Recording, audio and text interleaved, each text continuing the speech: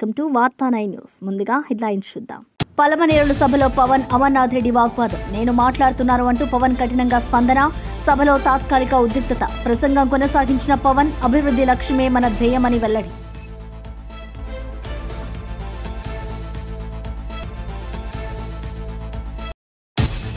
బీహార్లో లోకేష్ దూకుడు. ఎన్డీఏ ప్రచారానికి ఊపు. డబుల్ ఇంజిన్ సర్కార్ అవసరమని లోకేష్ పిలుపు. ప్రజల్లో మోదీ మంత్రదండం నినాదాలతో ఉత్సాహం వెల్లువ. ఎన్డీఏ విజయమే దేశ అభివృద్ధి భరోసా అని లోకేష్ వ్యాఖ్య.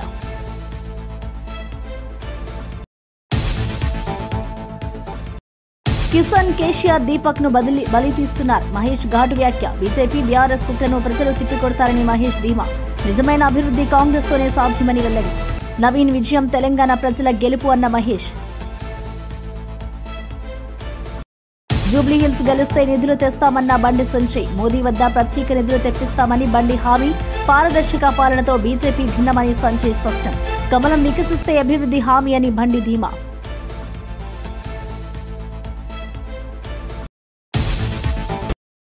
పోలీసులారా మోసపోవద్దు. కేటీఆర్ ఘాటు హెచ్చరిక. ఎన్నికల ముందు మోసం చేసిన వాడు రేవంత్ అన్న కేటీఆర్.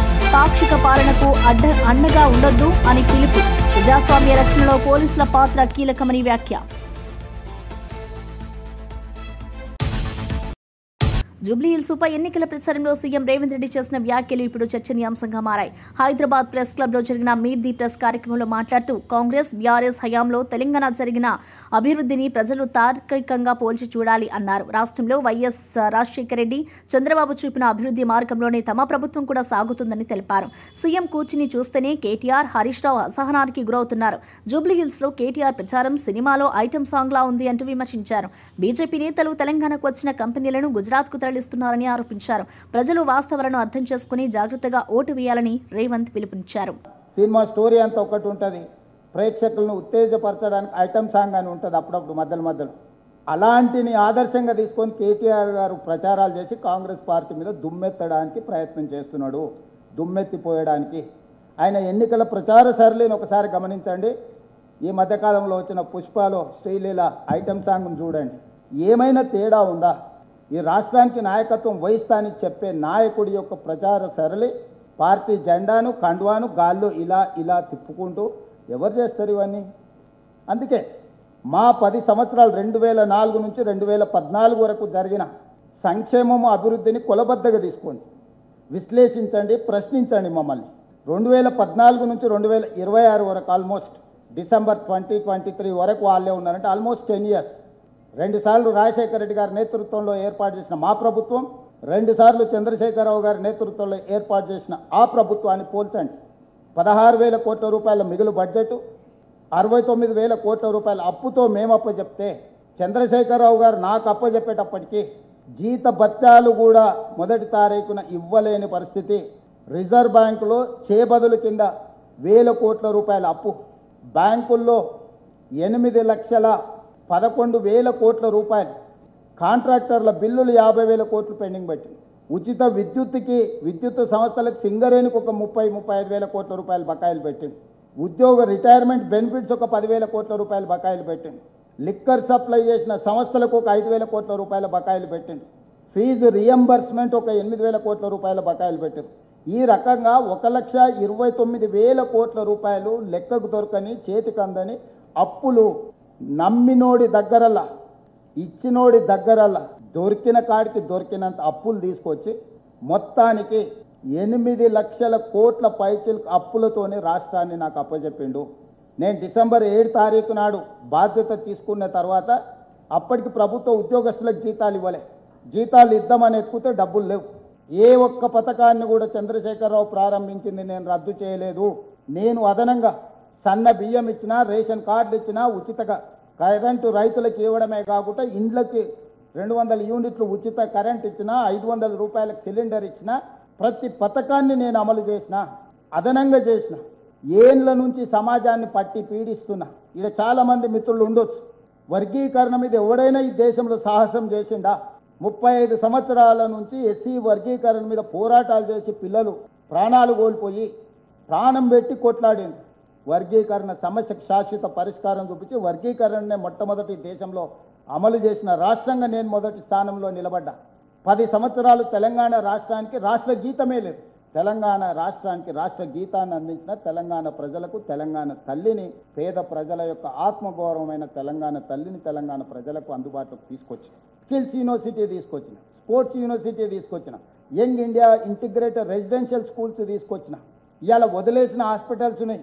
ఎర్రగడ్డ కావచ్చు, అల్వాల్ కావచ్చు, ఎల్బీ నగర్ కావచ్చు, వరంగల్ కావచ్చు, వేగంగా పూర్తి చేస్తున్నారు. రేపు 6 నెలల్లో జూన్ 2, 2026 లోపల వాటి అన్నింటిని పూర్తి చేస్తాం. 100 సంవత్సరాల తర్వాత Yadava corporation chairman G Narasimha Yadav వైసీపీపై తీవ్ర ఆరోపణలు చేశారు. ఎన్టీఆర్ భవన్లో మీడియా సమావేశంలో మాట్లాడుతూ పరకామణి దొంగతో వాటాలు పంచుకున్న గజ దొంగలు వైసీపీ నేతలే అని దూసుకెళ్లారు. ప్రజల ధర్మస్థలమైన ఆలయాల డబ్బు దోచుకోవడంలో వైసీపీ నేతలు ముందున్నారని మండిపడ్డారు. భక్తుల విశ్వాసాన్ని దెబ్బతీసే విధంగా అవినీతి జరగడం దారుణమన్నారు. వైసీపీ ప్రభుత్వం పాలనలో దేవాలయాల పవిత్రత కాపాడడం లేదన్నారు. ఆధ్యాత్మికతను రాజకీయ లాభాలకు వాడుకుంటున్నారు అని ఆరోపించారు. ఇక భవిష్యత్తులో ఈ అవినీతి ఘటనలపై సంపూర్ణ విచారణ జరిపి బాధ్యులను శిక్షించాలని డిమాండ్ చేశారు. సిట్టు కూడా దానిపైన అందరినీ కూడా సమగ్రంగా కూడా విచారణ చేపట్టి అన్నీ కూడా బహిర్గతమవుతూ ఉన్నాయి. ఈ సందర్భంగా ఇదొకటైతే, ఇంకొక పక్క చూస్తే ఏదైతే శ్రీవారికి సంబంధించిన ఆడొక ఎంప్లాయ్ ఏ విధంగా శ్రీవారి హుండీ పరకామణి సంబంధించి లెక్క పెట్టే దాంట్లో ఏ విధంగా దోపిడీకి పాల్పడ్డాడు, ఏ విధంగా కోట్లాది రూపాయల యొక్క ఆస్తుల్ని కూడబెట్టుకోవడమే కాకుండా ఆనాటి పాలకులు వైవి సుబ్బారెడ్డి అంటామా, లేకపోతే కరుణాకర్ రెడ్డి అంటామా, లేదా సాక్షాత్తు ఆనాటి ముఖ్యమంత్రిగా పనిచేసిన జగన్మోహన్ రెడ్డి అంటామా, ఏదైతే శ్రీవారి యొక్క హుండీ దోపిడీలో కూడా ఏ విధంగా వాళ్ళు దోపిడీ దొంగలతోనే చేతులు కలిపి ఏ విధంగా ఆస్తులు ఏ విధంగా కైవసం చేసుకోవడం, ఏ విధంగా లోక్ అదాలత్లో పెట్టి ఏ విధంగా అనే విధంగా వాళ్ళు ప్రవర్తించడం, దానిపైన కూడా హైకోర్టులో ఏ విధంగా దానిపైన సమగ్ర విచారణ చేపట్టాలని కూడా ఇవి రావడం మనం చూసాం, ఆదేశాలు రావడం. తదనుగుణంగా కూడా పూర్తి స్థాయిలో కూడా పరకామణి విషయంలో జరుగుతూ ఉంది. దానికి సంబంధించి కూడా మళ్ళీ కూడా అబద్ధాలను పదే వల్లించే కార్యక్రమం. ఈరోజు ఒకటే సూటిగా ప్రశ్నిస్తూ ఉన్నాం. కరుణాకర్ రెడ్డి గారు ప్రతిరోజు ఏదో నీతి వాక్యాలు, ఏదో ఆయన యొక్క భావాలు, ఆయన యొక్క దీన్ని బహిరంగంగా కూడా మాట్లాడుతూ ఉంటారు. మేము ఒకటే అడుగుతా ఉన్నాం, మీ యొక్క పరిపాలనలో జరిగిన స్వామివారి దీంట్లో జరిగిన దర్శనాల విషయం కావచ్చు, అదేవిధంగా స్వామివారి లడ్డు ప్రసాదాల్లో నెయ్యి కల్తీ విషయంలో కావచ్చు, అదేవిధంగా పరకామణిలో ఏదైతే దొంగలు దోచుకుంటా ఉంటే వాటిలో కూడా భాగస్వామ్యం మీరు చేసుకొని వాళ్ళతో కూడా ఆస్తులు రాసుకొని ఏ విధంగా దాన్ని లోక్ అదాలత్లో పెట్టి చేసుకున్నారో అందరికీ, శ్రీవారి భక్తులందరికీ తెలుసు. వీటన్నిటిపైన కూడా సూటిగా సమాధానం చెప్పాలి కరుణాకర్ రెడ్డి. ఎందుకు చెప్తూ ఉన్నామంటే ఖచ్చితంగా కూడా వైవి సుబ్బారెడ్డి గారు జూబ్లీహిల్స్ ఉప ఎన్నికలపై కాంగ్రెస్ మాజీ ఎమ్మెల్యే జగ్గారెడ్డి చేసిన వ్యాఖ్యలు రాజకీయ వర్గాల్లో సంచలనం రేపాయి. కాంగ్రెస్ నాయకులు సోయి తప్పి మాట్లాడుతున్నారు. నవీన్ యాదవ్ పనులన్నీ నా డ్రైవర్ చేసేస్తాడు అని ఆయన వ్యంగ్యంగా అన్నారు. పార్టీ అభ్యర్థిపై ఈ రకమైన వ్యాఖ్యలు కాంగ్రెస్ అంతర్గత విభేదాలను బయటపెట్టాయని రాజకీయ విశ్లేషకులు చెబుతున్నారు. ఎన్నికల్లో బీజేపీ, బీఆర్ఎస్ కంటే కాంగ్రెస్ లోపాలే ఎక్కువ గందరగోళం ఉన్నదని విమర్శలు వినిపిస్తున్నాయి. నవీన్ యాదవ్ అభిమానులు ఈ వ్యాఖ్యలను తీవ్రంగా ఖండిస్తూ జగ్గారెడ్డి క్షమాపణ చెప్పాలని డిమాండ్ చేస్తున్నారు. ఇది గ్యారెంటీ ఇస్తాను నేనైతే పక్క. ఎట్లా నవీన్ యాదవ్ గెలిపిస్తేనే, నవీన్ యాదవ్ గెలిపిస్తే ఈ నంబర్ పనిచేస్తుంది పక్క.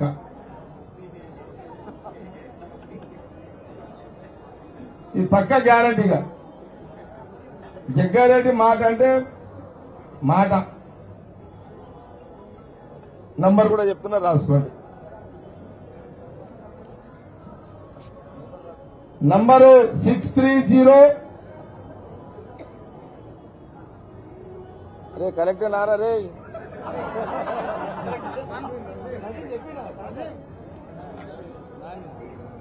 నాని నాజిందే అస్లాం నాజిం బోరబండ అందేనా నంబర్ ఇది.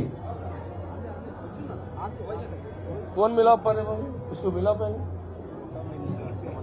63630144193.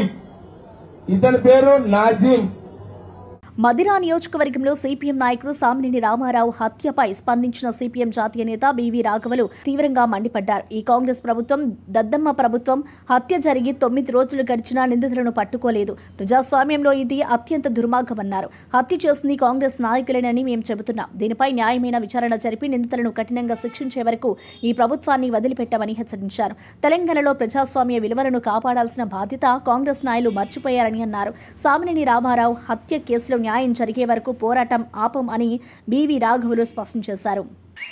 పోలీస్ శాఖ వారు, హోంమంత్రి వీళ్ళందరూ చెప్తుంటారు, దొంగల్ని గంటలోనే పట్టుకున్నాం, దోపిడీ చేసిన వాళ్ళని రోజులోనే పట్టుకున్నాం అని చెప్పేసి రోజు పేపర్లో చెప్తుంటారు. మరి 9 రోజులైనా ఏం చేస్తున్నారు? ఈ ప్రభుత్వం ఏం చేస్తుంది? బట్టి విక్రమార్క గారు ఏం చేస్తున్నారు? CM, home minister, chief minister గారు ఏం చేస్తున్నారో రాష్ట్ర ప్రజలకి, తెలంగాణ ప్రజలకి సమాధానం చెప్పాలని చెప్పేసి నేను కోరుతున్నాను. మేము చెప్తున్నాం, ఇక్కడ రాజకీయంగా హత్య జరిగింది, కాంగ్రెస్ వారే ఈ హత్యకి పాల్పడ్డారని చెప్పేసి మేము చెప్తున్నాం. కాదని చెప్పుకోవాల్సిన బాధ్యత, కాదని రుజువు చేసుకోవాల్సిన బాధ్యత మీది, ఈ గ్రామస్తులదే కాదు, ఉప ముఖ్యమంత్రిది, ముఖ్యమంత్రిది అని చెప్తున్నాం. ఇది తేలేదాకా ఈ ప్రభుత్వం మీద మేము వదిలిపెట్టం. ఈ ప్రభుత్వాన్ని తేల్చుకునేదానికి కృషి చేస్తామని చెప్పేసి ఈ సమయంలో భారత కమ్యూనిస్ట్ పార్టీ, మార్క్సిస్టు పాలిట్ బ్యూరో ఖచ్చితంగా ఈ గ్రామ ప్రజలకి, ఈ రాష్ట్ర పార్టీకి అన్ని విధాల అండదండలుగా ఉంటాం. మాజీ మంత్రి ఎమ్మెల్యే జగదీష్ రెడ్డి కాంగ్రెస్ నేతలపై సూటిగా దాడి చేశారు. ఇతరుల కుటుంబ విషయాల గురించి మాట్లాడే వారికి తమ ఇంట్లో జరిగే లొల్లిపై మాట్లాడే ధైర్యం లేదా అని ప్రశ్నించారు. నీ ఇంట్లో తిరుపతి రెడ్డి, నీ భార్య మధ్య జరిగిన గొడవ గురించి మేము మాట్లాడకూడదా? నీ సొంత అన్న పెళ్లికి నీ భార్య పిల్లలు ఎందుకు రాలేదు అంటూ విమర్శించారు. రాజకీయంగా బలహీనపడిన కాంగ్రెస్ నాయకులు వ్యక్తిగత విమర్శలకు దిగిపోతున్నారని మండిపడ్డారు. ప్రజలు ఈ నాటకాలకు మోసపోరని, జూబ్లీహిల్స్ ప్రజలు నిజమైన అభివృద్ధి కోరుకుంటున్నారని పేర్కొన్నారు. కాంగ్రెస్ కపట రాజకీయాలకు ముగింపు పలికే సమయం వచ్చిందని ఆయన పిలుపునిచ్చారు. చెప్పు సమాధానం. నీ సొంత అన్న కూతురు పెళ్ళికి నీ సొంత కుటుంబ సభ్యులు, నీ భార్య, నీ కూతురులే కదా నీ కొంత కుటుంబ సభ్యులు, ఇంకో పోలేదు. ఎందుకు మాట్లాడాలి వ్యక్తిగత విషయాలు, కుటుంబ విషయాలు? ఏమవసరం? నువ్వు ఒకటి మాట్లాడితే ఇంకోటి వస్తుంది కదా.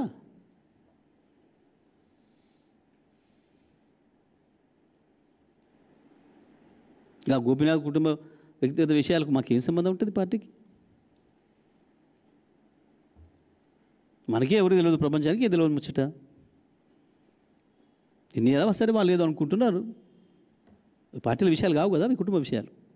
ఇక జూబ్లీహిల్స్ ఉప ఎన్నికల్లో ప్రచారం చేస్తూ కేటీఆర్ పోలీస్ సిబ్బందిని ఉద్దేశిస్తూ ఘాటుగా స్పందించారు. ఎన్నికల ముందు ఏక్ పోలీస్ విధానం తెస్తామని చెప్పి మోసం చేసినవాడు రేవంత్ రెడ్డి. మీ కుటుంబ సభ్యులపై లాఠీచార్జ్ చేయించాడు, మీ సహచరులను సస్పెండ్ చేశాడు. ఇప్పుడు ఎన్నికల ముందు జీతాలు వేసి మోసం చేస్తున్నాడు అని విమర్శించారు. యూసఫ్గూడ బెటాలియన్ పోలీసులకు మాత్రమే జీతాలు చెల్లించడమే ఆచరణలో పాక్షికతకు నిదర్శనమని అన్నారు. ఇలాంటి అరాచక ప్రభుత్వానికి అండగా ఉండొద్దు, మీ స్వభాభిమానం కోసం, ప్రజాస్వామ్యం కోసం నిలబడండి అని పిలుపునిచ్చారు. కేటీఆర్ వ్యాఖ్యలకు బీఆర్ఎస్ కార్యకర్తలు చప్పట్లతో హర్షధ్వానాలు చేశారు. మీకు కూడా మోసం చేసిండు, మోసం చేసి మీ కుటుంబ సభ్యులను కొట్టించిండు పోలీసులతో. 30 మందిని సస్పెండ్ చేయించిండు. ఇలా ఎలక్షన్లు ఉన్నాయి కాబట్టి యూసుఫ్ కూడా బెటాలియన్ లో ఉండే పోలీసులకు మాత్రం సంవత్సరం జీతం బాకీ ఉంటే ఆ పైసలు వేసిండు, మిగతా వాళ్ళకు మాత్రం ఇస్తలేడు.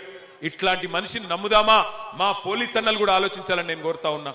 ఇక్కడికి విచ్చేసిన పోలీస్ సోదరులను కూడా నేను కోరుతున్నా.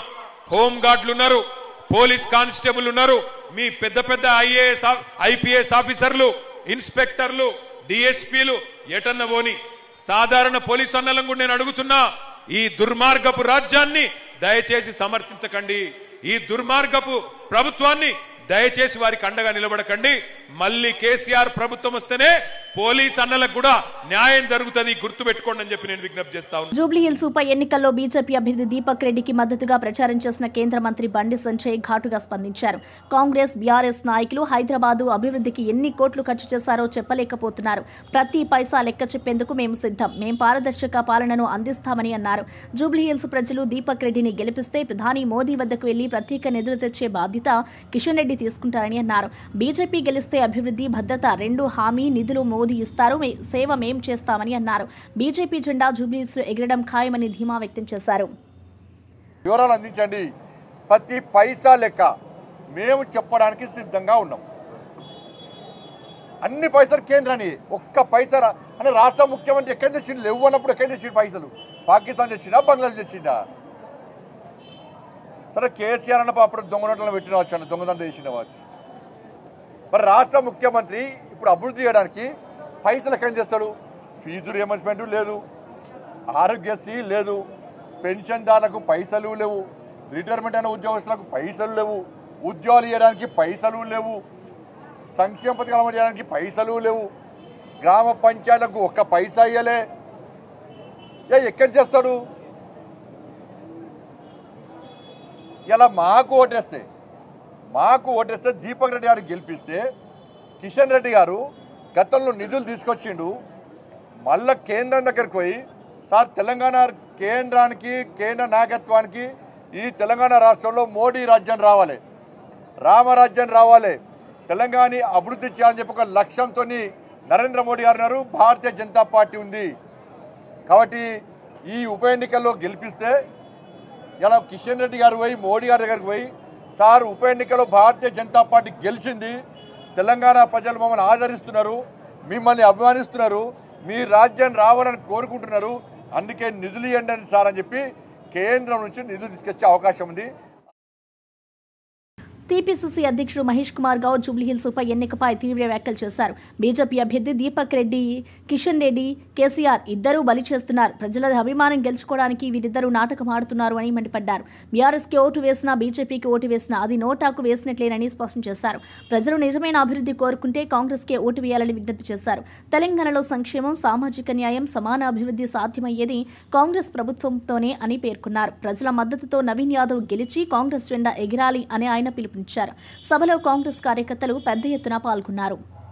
కూడా వేరేలతో ఓట్లు వేయించుకునే ప్రయత్నం చేస్తా ఉన్నారు. ఇదంతా కూడా బీజేపీ పార్టీ లోపాయకారి సహకారంతో బీఆర్ఎస్ పార్టీ ప్రక్రియ పాల్పడే అవకాశం ఉంది. కాబట్టి ఎలక్షన్ కమిషన్ అప్రమత్తంగా ఉండాలని, మా కార్యకర్తలు కూడా అప్రమత్తంగా ఉండాలని వారిని నేను సూచిస్తా ఉన్నాను. రాహుల్ గాంధీ చేపట్టినటువంటి ఈ కార్యక్రమం నవంబర్ మాసంలో రాష్ట్రపతిని కలిసేటువంటి కార్యక్రమం ఉంటుంది. ఈ 5 కోట్లు ఇంకా అప్పటి వరకు 6 కోట్ల సంతకాలను సేకరణ అవుతే ఫిజికల్ కాపీస్ అన్ని కూడా మేము ఢిల్లీకి పంపించి రామ్లీలా మైదానంలో ఒక బహిరంగ సభ చేసి ఆ కాపీలన్నీ కూడా ట్రక్కుల్లో, లారీల్లో తీసుకెళ్లి ప్రెసిడెంట్ ఆఫ్ ఇండియాకి సమర్పించి వారికి వాస్తవాలు వివరించే ప్రయత్నం ఏఐసీ చేస్తుంది. ఆ మార్చిలో ఖర్గే గారు, రాహుల్ గాంధీ గారితో పాటు మా సీనియర్ నాయకులంతా పాల్గొంటారు. మేము మీకు కూడా విజ్ఞప్తి చేసేది, స్వాతంత్రం వచ్చిన తర్వాత అందరికీ ఓటు హక్కు ఒకటే, అది చాలా విలువైనది. ఓటు ద్వారానే ఈ దేశాన్ని పరిపాలించుకునే హక్కు పౌరుడికి ఉంది.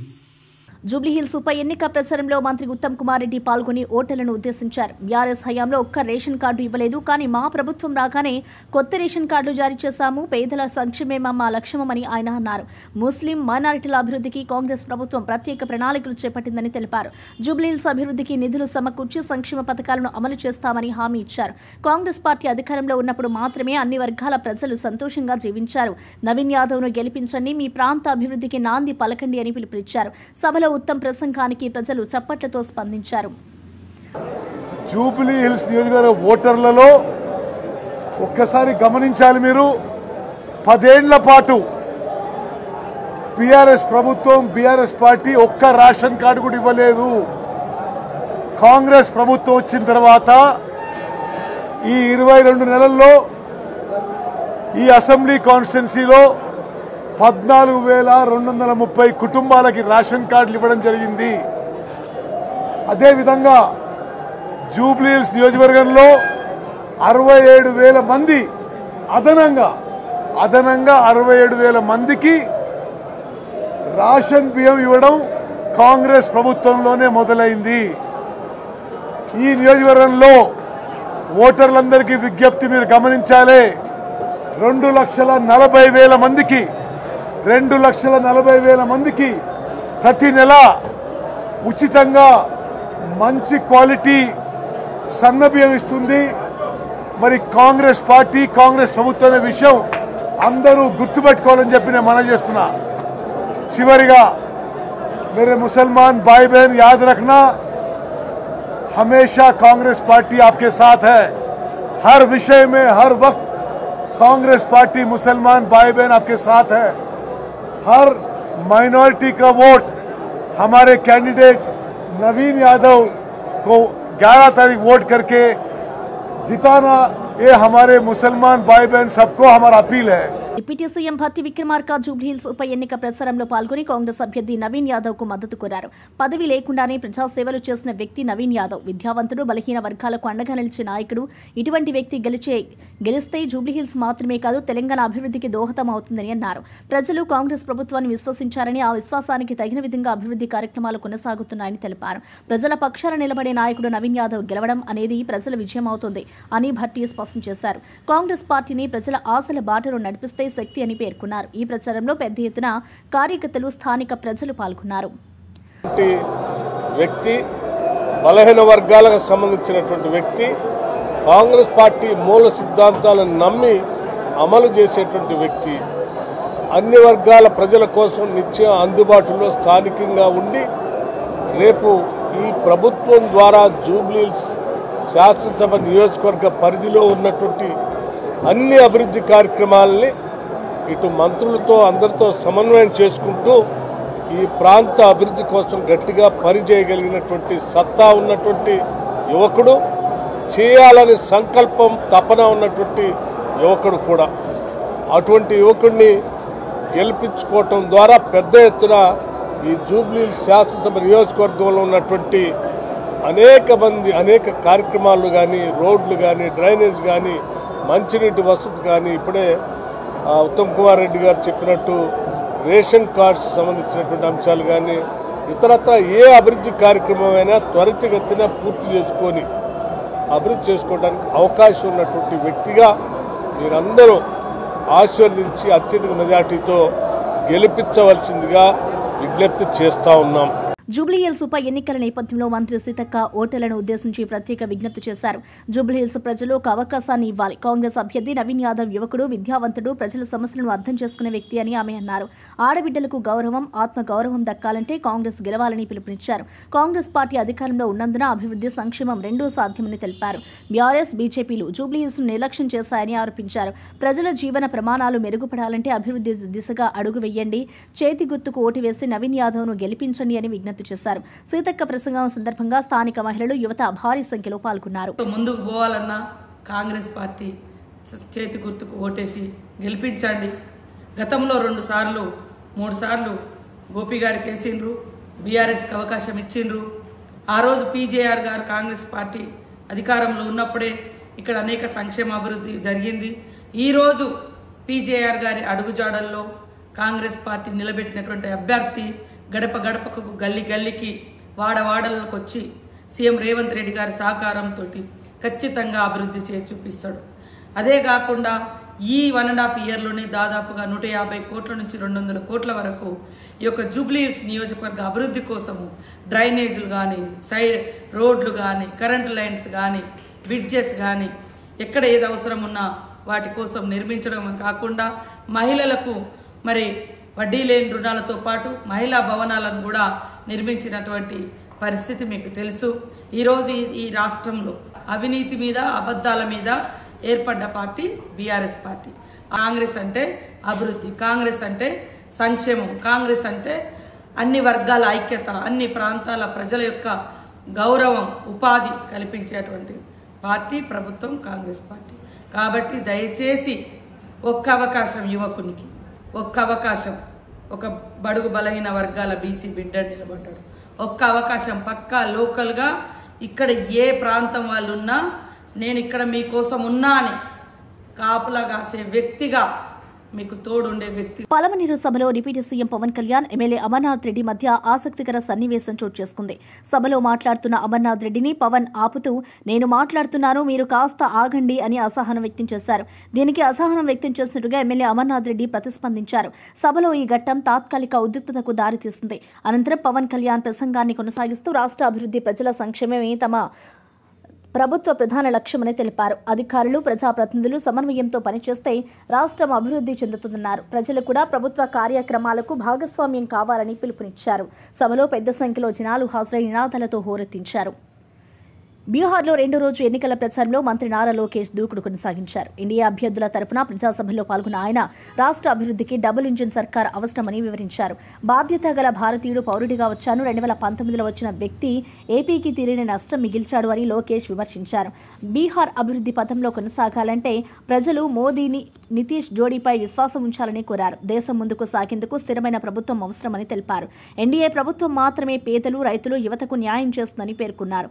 ఆయన ప్రచార సభలకు పెద్ద సంఖ్యలో ప్రజలు తరలివచ్చారు. ఇటు లోకేష్ ప్రసంగం సందర్భంగా మోదీ మంత్రదండం నినాదాలు మారుమోగాయి. నెక్స్ట్ దానికి వెళ్ళండి. నెక్స్ట్ 11th మిషన్ నెక్స్ట్ 7 కాదు బాగా ఫాస్ట్కి వెళ్ళదు. 8 ఏది పరిగెట్టదు అలా ఉండాలి. ఇందులో మీరు డైవర్సిఫికేషన్ అన్నారు కదా మేడం, మరి ఏంటిది? You didn't explain this one. Where is the need for crop diversification? Yes sir. So encouraging crop diversification in బీహార్లో రెండో రోజు ఎన్నికల ప్రచారంలో మంత్రి నారా లోకేష్ దూకుడు కొనసాగించారు. ఎన్డీఏ అభ్యర్థుల తరఫున ప్రజాసభలో పాల్గొన్న ఆయన రాష్ట్ర అభివృద్ధికి డబుల్ ఇంజిన్ సర్కార్ అవసరమని వివరించారు. బాధ్యత గల భారతీయుడు పౌరుడిగా వచ్చాను, 2019లో వచ్చిన వ్యక్తి ఏపీకి తీరని నష్టం మిగిల్చాడు అని లోకేష్ విమర్శించారు. బీహార్ అభివృద్ధి పథంలో కొనసాగాలంటే ప్రజలు మోదీని నితీష్ జోడీపై విశ్వాసం ఉంచాలని కోరారు. దేశం ముందుకు సాగేందుకు స్థిరమైన ప్రభుత్వం అవసరమని తెలిపారు. ఎన్డీఏ ప్రభుత్వం మాత్రమే పేదలు, రైతులు, యువతకు న్యాయం చేస్తుందని పేర్కొన్నారు. ఆయన ప్రచార సభలకు పెద్ద సంఖ్యలో ప్రజలు తరలివచ్చారు. ఇటు లోకేష్ ప్రసంగం సందర్భంగా మోదీ మంత్రదండం నినాదాలు మారుమోగాయి. इसलिए यूथ को मैं अपील कर रहा हूँ कि एनडीए को एक और टर्म देना है और बिहार को डेवलप्ड नेशन की तरफ देखना है. और प्रधानमंत्री साहब भी कल स्पीच में बोले थे कि बिहार में स्टार्टअप बिहार होना है या हैंड्स अप बिहार होना है. सो आंध्र राष्ट्र में एनडीए सरकार जो नरेंद्र मोदी जी के लीडरशिप में हमारा मुख्यमंत्री Chandrababu Naidu ji one house one entrepreneur का मॉडल लेके जा रहे हैं. माइक्रो होने दो, स्मॉल होने दो, मीडियम होने दो, 10,000 रुपये का भी बिजनेस होने दो. माइक्रो एंटरप्रेन्योर्स को कैसे प्रमोट करना है, उनको आगे कैसे लेके जा रहे हैं. वन हाउस वन एंटरप्रेन्योर के स्लोगन से हम चल रहे हैं. बट मेरे को एक शॉक मिले थे कल. सब लोग बोल रहे हैं इधर के एक party one house one government job बोल रहा है. वो कैसे होगा? It is impossible. So practical promises देखना है. जो भी प्रॉमिसेस हम कर रहे हैं वो इम्प्लीमेंटेबिलिटी को भी देखना है. सो इसलिए appeal to the youth of Bihar, it is very important to continue to support the NDA government here. And as NDA, TDP is a partner. We are all working together, and only strong states make strong nation. And if India has to be Vikasit Bharat, the role of Bihar is very, very critical in it. And development of Bihar is very, very important for India at large. So as an Indian, I have come here to appeal to the... ముగించే ముందు headlines మరోసారి చూద్దాం. పలమనేరుల సభలో పవన్ అమర్నాథ్ రెడ్డి వాగ్వాదం. నేను మాట్లాడుతున్నారు అంటూ పవన్ కఠినంగా స్పందన. సభలో తాత్కాలిక ఉద్రిక్తత. ప్రసంగం కొనసాగించిన పవన్ అభివృద్ధి లక్ష్యమే మన ధ్యేయమని వెల్లడి.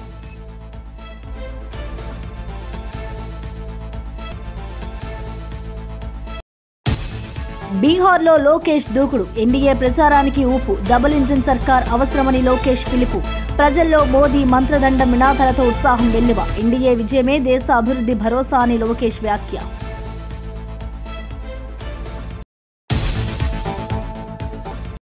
కిషన్, కేసీఆర్, దీపక్ ను బలి తీస్తున్నారు. మహేష్ ఘాటు వ్యాఖ్య. బీజేపీ బీఆర్ఎస్ కుట్రను ప్రజలు తిప్పికొడతారని మహేష్ ధీమా. నిజమైన అభివృద్ధి కాంగ్రెస్ తోనే సాధ్యమని వెల్లడి. నవీన్ విజయం తెలంగాణ ప్రజల గెలుపు అన్న మహేష్. జూబ్లీహిల్స్ గెలిస్తే నిధులు తెస్తామన్న బండి సంజయ్. మోదీ వద్ద ప్రత్యేక నిధులు తెప్పిస్తామని బండి హామీ. పారదర్శక పాలనతో బీజేపీ భిన్నమని సంజయ్ స్పష్టం. కమలం వికసిస్తే అభివృద్ధి హామీ అని బండి ధీమా.